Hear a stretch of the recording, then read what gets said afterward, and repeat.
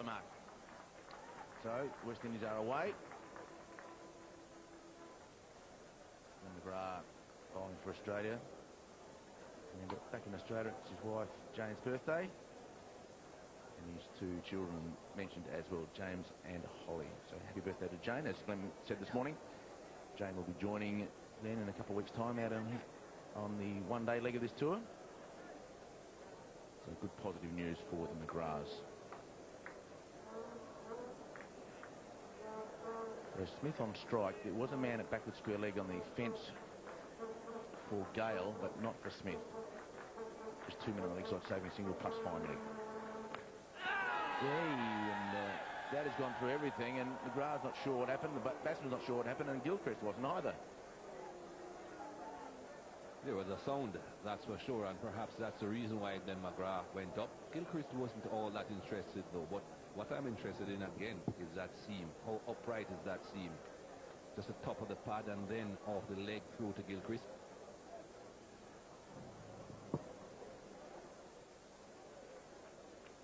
Very upright seam, that. Beautifully played.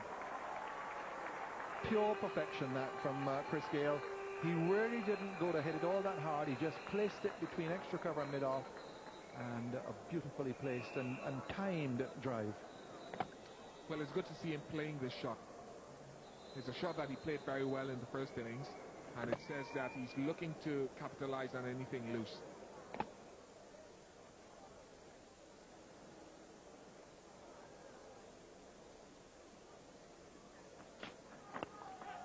Lofty but dropped. And the Bickle, the man just behind square. Looked reasonably simple. Well, he did clip it pretty well. Went like a rocket to Bickle, but he's got both hands on this, I'm sure. Oh, it's come a bit quicker than he thought.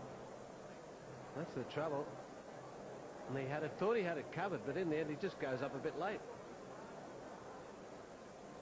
Well, Brett Lee is disappointed, but I think Brett Lee is only disappointment, and the Bickle is in pain. I think he has done himself a bit of damage there, Andy Bickle. Well, he's done his pride a bit of damage. That finger.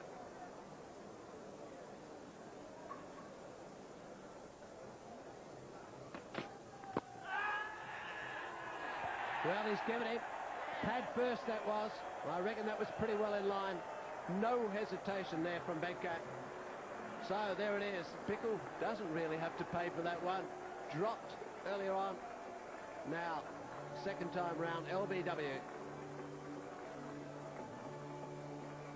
That was always going to be on the cards.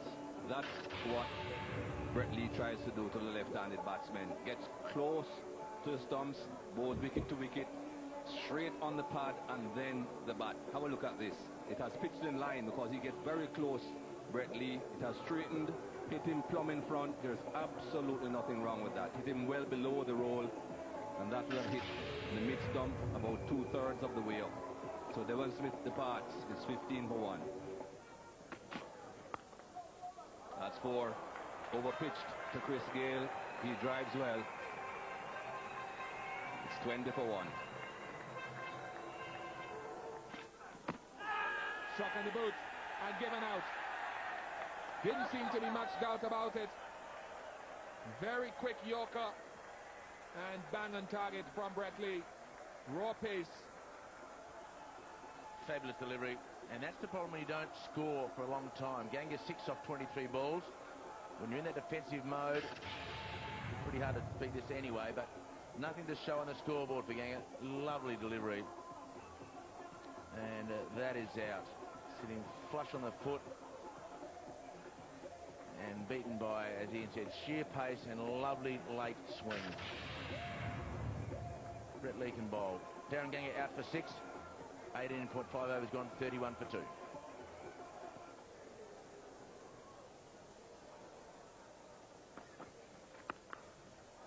Good shot. Powerfully struck. It's one of the few deliveries that Chris Gayle has been able to time. And boy, he packs a punch.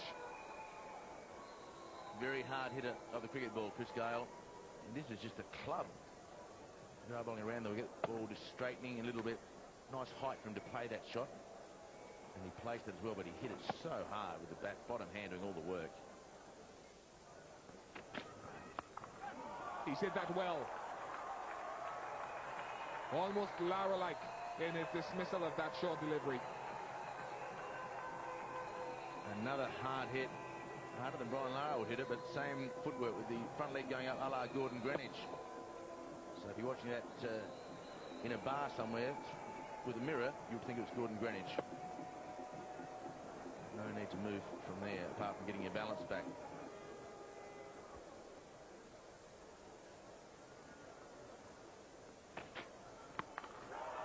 Hammered away this time, and this time Bickle has too long to go and won't get there. So another pull shot for 4. This is exciting stuff for the crowd. West Indies really up against it, but all the same, reason to wave flags. Well, I think these two have decided to try and get rid of Brett Lee out of the attack. Lee's giving it to him. This time Gayle hits this one through mid-wicket, but a lot straighter. Bickle is out on the square leg fence, but no chance to cut this off. Hit it pretty well, but didn't absolutely hammer it.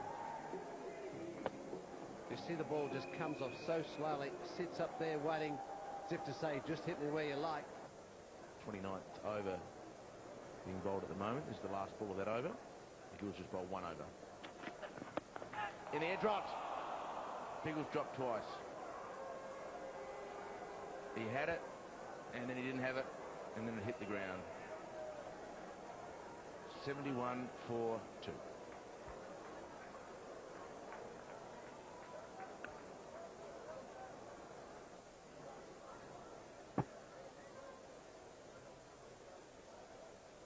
He puts this down. To be fair to him, he's also got a bad finger on his left hand. Damaged it, taped it after dropping Devon Smith early on. The ball they've appealed, late appeal from McGrath. I don't think it was out by McGrath's reaction, but Gilchrist was pretty keen. McGrath went up very late, so the teapot is there. It wasn't a convincing appeal. There did seem to be a noise, maybe bat hitting pad, bat hitting ground. Bat just brushing the pad. A difficult one for the umpire. See the bat just brushing the pad. So good decision by umpire Shepherd.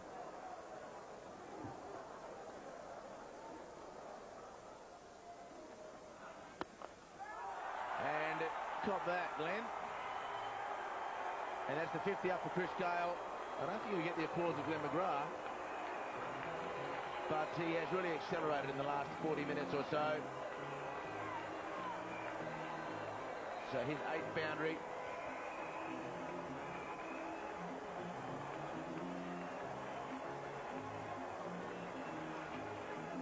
And there was an appeal, 1 ball. And Chris Gayle launching this into outer space.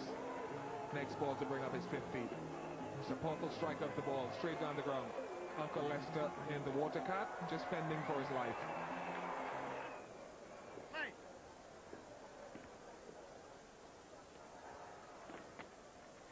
Gone, I think, yes. First ball off the tee. First time we've seen Chris Gayle using his feet. And first ball off the tee, a fine innings by Gayle, ending with a stumping. Went searching for what looked very much to be a ball leaving him. And he goes first ball off the tee, so an immediate setback for the West Indies with Gale's fine innings ended. I find it difficult to understand this one. Gale is not usually a batsman that goes charging down the wicket. And the first ball after tee, well, he obviously didn't pick it. He's as confused as I am. It's 94 for 3.